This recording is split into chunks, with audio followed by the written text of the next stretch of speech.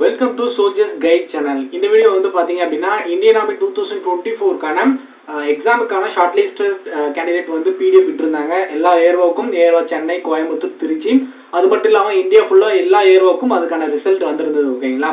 இப்போ அடுத்த ஸ்டேஜ் வந்து நமக்கு ஃபிசிக்கல் தான். ஃபிசிக்கலுக்கு எல்லாருமே நல்லா ப்ராக்டிஸ் பண்ணிட்டு இருப்பீங்கன்னு நினைக்கிறேன். பாஸ் ஆனவங்க எல்லாருமே வந்து அதுக்கு தகுந்த மாதிரி வந்து ஃபிசிக்கல் வந்து ஏன்னா ஏர்வோ சென்னை, கோயம்புத்தூருக்கு என்னென்ன டேட்ல ஃபிசிக்கல் இன்னும் டேட்டே தெரியல அப்படின்னாலும் இந்த வீடியோ மறக்காம ஸ்கிப் பண்ணாம பாருங்க.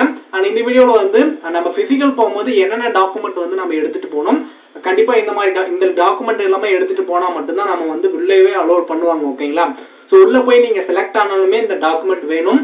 கண்டிப்பா வந்து இந்த டாக்குமெண்ட் எல்லாம் மிஸ் பண்ணாம எடுத்துட்டு போயிருங்க. புதுசா அட்டன் பண்றவங்க வீடியோ ஸ்கிப் பண்ணாம பாருங்க. ஆல்ரெடி செலக்ஷன் அட்டன் பண்ணிருந்தீங்க அப்படின்னா இந்த வீடியோ உங்களுக்கு நீங்க ஸ்கிப் பண்ணிடலாம். ஓகேங்களா? ஏன்னா என்ன எடுத்துட்டு போகணும் அப்படின்றது உங்களுக்கு தெரியும். அப்படி இல்லைன்னா இந்த வீடியோ நீங்களும் வாட்ச் பண்ணுங்க, ஏதோ ஒரு டிப்ஸ் கிடைக்கும். ஓகேங்களா? இப்போ அடுத்து வந்து பாத்தீங்க அப்படின்னா ஏரோ வைஸ் வந்து பாத்தீங்க அப்படின்னா நம்ம ஃபர்ஸ்ட் வந்து பிசிக்கலுக்கான டேட் என்ன அப்படின்றது யாராவது தெரியாம இருந்தாங்க அப்படின்னா அவங்களுக்காக பார்த்துடலாம். ஃபர்ஸ்ட் ஏரோ திருச்சி, நம்ம ஏரோ திருச்சிக்கு வந்து எப்போ வந்து பிசிக்கல் வந்து பாத்தீங்க அப்படின்னா 1 ஜூலைல வந்து பாத்தீங்க அப்படின்னா அவங்களுக்கான பிசிக்கல் வந்து ஸ்டார்ட் ஆகுது. ஓகேங்களா? ஸோ அவங்களுக்கான பிசிக்கல் வந்து 1 ஜூலைல ஸ்டார்ட் ஆக போகுது. அண்ட் ஏரோ கோயம்புத்தூர் வந்து பாத்தீங்க அப்படின்னா 1 ஆகஸ்ட் 2024 அப்போ வந்து அவங்களுக்கான பிசிக்கல் வந்து ஸ்டார்ட் ஆகுது. ஓகேங்களா? ஸோ அதனால இந்த டேட் எல்லாமே மறந்துடாதீங்க. நம்ம ஏரோ திருச்சிக்கு வந்து 1 ஜூலை அடுத்த மாசம் வந்து பாத்தீங்க அப்படின்னா பிசிக்கல் ஸ்டார்ட் ஆகுது. இன்னும் இந்த மாசம் மட்டும்தான் இருக்குது, 30 நாள் மட்டும் தான் இருக்குது. நம்ம கோயம்புத்தூர் ஏரோக்கு வந்து பாத்தீங்க அப்படின்னா இன்னும் 60 நாட்கள் இருக்கு. ஓகேங்களா? ஏன்னா ஆகஸ்ட் 1ஆம் தேதி பிசிக்கல் ஸ்டார்ட் ஆகுது. கண்டிப்பா வந்து ஏரோ திருச்சியா இருந்தாலும் சரி, கோயம்புத்தூரா இருந்தாலும் சரி, பிசிக்கல் வந்து இப்பவே ரொம்ப ஸ்ட்ராங்கா பண்ணிட்டு இருக்கணும். ஏன்னா எல்லாருமே நீங்க ஃபர்ஸ்ட் பேட்ச் அடிக்க பாருங்க. முடியாத பட்சத்துல செகண்ட் பேட்ச் அப்படின்றத யோசிக்காதீங்க. ஃபர்ஸ்ட் பேட்ச் மட்டும் அடிக்கணும் அப்படின்னு மட்டும் நினைச்சு பாருங்க. ஓகேங்களா? ஏரோ சென்னையா இருந்தீங்க அப்படின்னா அடுத்த வருஷம் 2025 ஜனவரி லாஸ்ட் வீக்ல தான் உங்களுக்கான பிசிக்கல் இருக்கு. சென்னை ஏரோவுக்கு எப்போ பிசிக்கல் நடக்குதோ அப்போதான் வந்து நர்சிங் அசிஸ்டன்ட்டுக்கும் ஃபார்மாவுக்கும் பிசிக்கல். ஓகேங்களா? இதை மைண்ட்ல வச்சுக்குவாங்க. ஓகேங்களா? நர்சிங் அசிஸ்டன்ட், ஃபார்மாவுக்கு எப்போ பிசிக்கல் அப்படின்னு கேட்டிருக்கீங்க. அடுத்த ஜனவரி 2025 தான் உங்களுக்கான பிசிக்கல். ஓகேங்களா? அதனால எல்லாருமே ஏரோ சென்னையா இருந்தீங்க அப்படின்னா கொஞ்சம் வந்து பொறுமையாவே ரன்னிங் பிராக்டிஸ் பண்ணுங்க. ஏன்னா இன்னும் இருக்குது, 6 மாசம் இருக்கு. அதனால இப்பவே ரொம்ப ஓவரா அதிகமா ரன்னிங் பிராக்டிஸ் பண்ணி இன்ஜுரி எல்லாம் பண்ணிட்டு உட்காந்துடாதீங்க. அதனால ரன்னிங் பிராக்டிஸ் பண்றதுல சென்னையில இருந்தீங்க அப்படின்னா கொஞ்சம் பொறுமையாவே பண்ணிட்டு இருங்க. ஸோ இப்போ வந்து ஏரோ வைஸ் என்னென்ன டேட் அப்படின்றத தெளிவாக தெரிஞ்சிருக்கும். அடுத்து வந்து பாத்தீங்க அப்படின்னா என்னென்ன டாக்குமெண்ட் நம்ம பிசிக்கல் போகும்போது எடுத்துட்டு போகணும் அப்படின்றத கவனமா வாட்ச் பண்ணுங்க. அண்ட் ஃபர்ஸ்ட் வந்து அட்மிட் கார்டுங்க. ஸோ இந்த அட்மிட் கார்டு ரொம்ப கிளியரா பிரிண்ட் அவுட் எடுத்துட்டு போயிருங்க. ஸோ பிரிண்ட் அவுட் வந்து பாத்தீங்க அப்படின்னா எப்படி எடுக்கணும் அப்படின்னா நீங்க கலர் ஜெராக்ஸ்ல எடுக்கலாம், இல்லைன்னா நார்மல் ஒயிட், ரெண்டுத்துலயுமே எடுத்துட்டு போயிருங்க. ஸோ அதை ஃபோல்டு பண்ணாம நீட்டா எடுத்துட்டு போயிருங்க. ஒரு சின்ன ஃபைல், ஒரு 10 ரூபாய்க்கு கொடுத்து ஃபைல் ஒன்று வாங்கிக்கோங்க. அதில் ஃபர்ஸ்ட் அட்மிட் கார்டு எடுத்துக்கோங்க. அதுக்கப்புறம் ஆதார் ஒரிஜினல் எடுத்துக்கோங்க. இப்போ நான் சொல்றது எல்லாமே வந்து ஒரிஜினலும் இருக்கணும், வித் ஜெராக்ஸ் உங்ககிட்ட ஒரு 3 காப்பியாவது ஒரு மினிமம் வச்சுக்கோங்க. ஓகேங்களா? கண்டிப்பா அந்த இடத்துல போயிட்டு அங்க போயிட்டு நீங்க குழம்பாதீங்க. இந்த டாக்குமெண்ட் மட்டும் இருந்தாவே போதுமானது தான். யார் சொல்றதையும் கேட்காதீங்க. ஃபர்ஸ்ட் ஆதார் கார்டு வந்து ஒரிஜினல் எடுத்து வச்சுக்கோங்க. அதுக்கப்புறம் ஒரிஜினல் மார்க் ஷீட், நீங்க வந்து ஜிடி ட்ரேட்ஸ்மேன், அதுக்கப்புறம் ஜிடி ட்ரேட்ஸ்மேனுக்கு அப்ளை பண்ணியிருந்தீங்க அப்படின்னா நீங்க 10th மார்க் ஷீட் ஒரிஜினல் இருந்தா போதுமானது தான். உங்ககிட்ட 12th இருந்தாலும் எடுத்துக்கோங்க. ஆனா compulsory 10th mark sheet original வந்து கம்பல்சரி எடுத்துக்கணும். ஓகேங்களா? ஸோ அடுத்து நீங்க நர்சிங் அசிஸ்டன்ட்டுக்கு வந்து நர்சிங் அசிஸ்டண்டா இருந்தீங்க அப்படின்னா உங்களுக்கு வந்து 12th மார்க் ஷீட், அதே வந்து டெக்னிக்கல் கிளர்க் இவங்க எல்லாமே 12th மார்க் ஷீட் ஒரிஜினல் எடுத்துட்டு வாங்க. உங்ககிட்ட என்ன டாக்குமெண்ட், அதாவது நீங்க எதுவரை படிச்சிருக்கீங்களோ அதோட மார்க் ஷீட் எல்லாமே ஒரிஜினல் எடுத்துக்கோங்க. வித் ஜெராக்ஸ் வந்து 3 காப்பி வந்து எடுத்துக்கோங்க. அடுத்து வந்து பாத்தீங்க அப்படின்னா டிசி ஆர் போனஃபைட், அதாவது நீங்க டிசி வச்சிருந்தீங்க அப்படின்னா டிசி ஒரிஜினல் எடுத்துக்கோங்க. அப்படி நீங்க காலேஜ் படிச்சிட்டு இருக்கீங்க அப்படின்னா காலேஜ்ல வந்து போனஃபைட் சர்டிபிகேட் வாங்கிக்கோங்க. மார்க் ஷீட் வந்து காலேஜ்ல இருக்கு, என்னால வாங்க முடியாது அப்படின்னு நினைச்சீங்க அப்படின்னா கண்டிப்பா லெட்டர் எழுதி நீங்க வந்து ஒரிஜினல் மார்க் ஷீட் வந்து வாங்கிட்டு தான் அந்த இடத்துக்கு எடுத்துட்டு போங்க.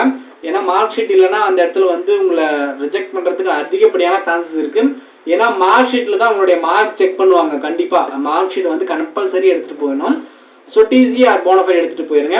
அடுத்து வந்து பாத்தீங்க அப்படின்னா அஃபிடவிட்னா என்ன அப்படின்னா ஸோ நீங்க வந்து எல்லா ஊர்லயும் வந்து பாத்தீங்க அப்படின்னா நோட்டரி வக்கீல் இருப்பாங்க. ஓகேங்களா? அதாவது வந்து கோர்ட் இருக்கும், அதுக்கு பக்கம் வந்து நோட்டரி வக்கீல் இருப்பாங்க, நிறைய அட்வொகேட் இருப்பாங்க, அதுல நோட்டரி அட்வொகேட்னு இருப்பாங்க. ஓகேங்களா? ஸோ அவங்க தான் இந்த அஃபிடவிட் வந்து கொடுப்பாங்க.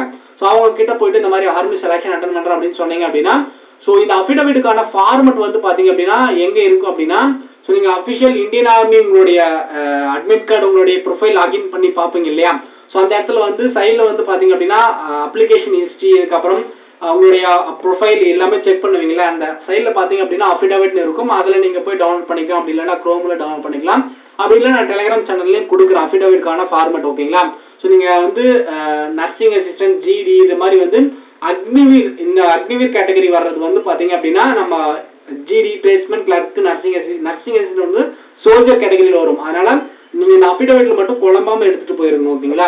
ஸோ இந்த அஃபிடவிட் மட்டும் தனியாக நான் ஒரு வீடியோ கொடுக்கலான்னு நினைக்கிறேன். உங்களுக்கு அதை பற்றி வீடியோ வேணும் அப்படின்னா கண்டிப்பாக வந்து கமெண்ட் செக்ஷனில் சொல்லுங்கள். ஏன்னா அஃபிடவிட் ஃபார்மேட் வந்து நீங்கள் தப்பாக எடுத்துகிட்டு போயிருந்தாலும் நீங்கள் இப்போ வந்து செலெக்ஷனில் அஃபிடவிட் ஃபார்மேட் வந்து கண்டிப்பாக வந்து அந்த அஃபிடவிட் எடுத்துகிட்டு போகணும். அப்படி இல்லைனா அப்படின்னா வந்து பார்த்தீங்க அப்படின்னா உங்களுக்கு சப்மிட் பண்ணுறதுக்கு வந்து நீங்கள் ஃபிசிக்கல் செலக்ட் ஆகிட்டீங்க அப்படின்னா உங்களுக்கு ஃபைனலாக வந்து சப்மிட் பண்ண சொல்லுவாங்க. அப்பயும் ஒன்று எடுத்துகிட்டு போகணும். ஏன்னா அந்த அஃபிடவிட் ஃபார்மேட்டில் நிறைய பேர் மிஸ்டேக் பண்ணுறாங்க. ஓகேங்களா. அதனால் இந்த அஃபிடவிட் ஒன்று வாங்கிட்டு போயிருங்க. அடுத்து வந்து பார்த்தீங்க அப்படின்னா நேட்டிவிட்டி சர்டிஃபிகேட். அதாவது எல்லாருமே நேட்டிவிட்டி சர்டிஃபிகேட் வச்சிருப்பீங்க. கண்டிப்பாக அந்த நேட்டிவிட்டி சர்டிஃபிகேட் அப்ளை பண்ணி வாங்கிக்கோங்க. ஸோ இன்னும் வந்து பார்த்தீங்க அப்படின்னா 1 மாதம் இருக்குது. இப்போ அப்ளை பண்ணால் கூட வந்து கரண்ட் டேட்டில் வாங்கிக்கலாம். ஓகேங்களா. நேட்டிவிட்டி வாங்கிக்கோங்க. அடுத்து வந்து கம்யூனிட்டி சர்டிஃபிகேட். கம்யூனிட்டி சர்டிஃபிகேட் ரொம்ப முக்கியமாக எல்லாருடைய என்னென்ன கேட்டகரி, என்னென்ன கேஸ்ட் வரீங்களோ அவங்களுடைய கம்யூனிட்டி சர்டிஃபிகேட் எடுத்துக்கோங்க. ஓகேங்களா. ஸோ அதுக்கப்புறம் நீங்கள் ஏதாவது ஒரு ஸ்போர்ட்ஸில் இருக்கீங்க அப்படின்னா அந்த ஸ்போர்ட்ஸ் சர்டிஃபிகேட்கான அந்த சர்டிஃபிகேட் எடுத்துக்கோங்க. அப்படி இல்லைன்னா நீங்கள் என்சிசியில் இருந்தீங்க அப்படின்னா இந்த என்சிசிக்கான சர்டிஃபிகேட்டும் எடுத்துக்கோங்க. ஸோ இது எல்லாமே வந்து 3 காப்பி ஜெராக்ஸஸ் வந்து கம்பல்சரி எடுத்துக்கணும். ஸோ அடுத்து வந்து ஃபோட்டோ காப்பி. ஃபோட்டோ காப்பி வந்து பார்த்தீங்க அப்படின்னா மினிமம் ஒரு 10-15 காப்பிக்கு மேலே எடுத்துக்கோங்க. ஓகேங்களா. ஸோ அந்த இடத்துல நீங்கள் செலக்ட் ஆகிட்டீங்க அப்படின்னா நிறைய இடத்துல வந்து உங்களை பேஸ்ட் பண்ணுற மாதிரி இருக்கும். அதனால் ஃபோட்டோ காப்பி அதிகமாக எடுத்துக்கோங்க. ஒரு பென் ஒன்று எடுத்துக்கோங்க. இவ்வளோதாங்க அந்த டாக்குமெண்ட் செட். இதை தவிர வேறு எந்த டாக்குமெண்ட்டும் தேவையில்லை. இது தவிர வேறு ஏதாவது உங்ககிட்ட எக்ஸ்ட்ரா இருந்தாலும் எடுத்துக்கோங்க. கம்பல்சரி இந்த டாக்குமெண்ட் எல்லாமே எடுத்துகிட்டு போயிருங்க. ஏன்னா இது எல்லாமே ரொம்ப முக்கியமான டாக்குமெண்ட் இது எல்லாமே. ஓகேங்களா.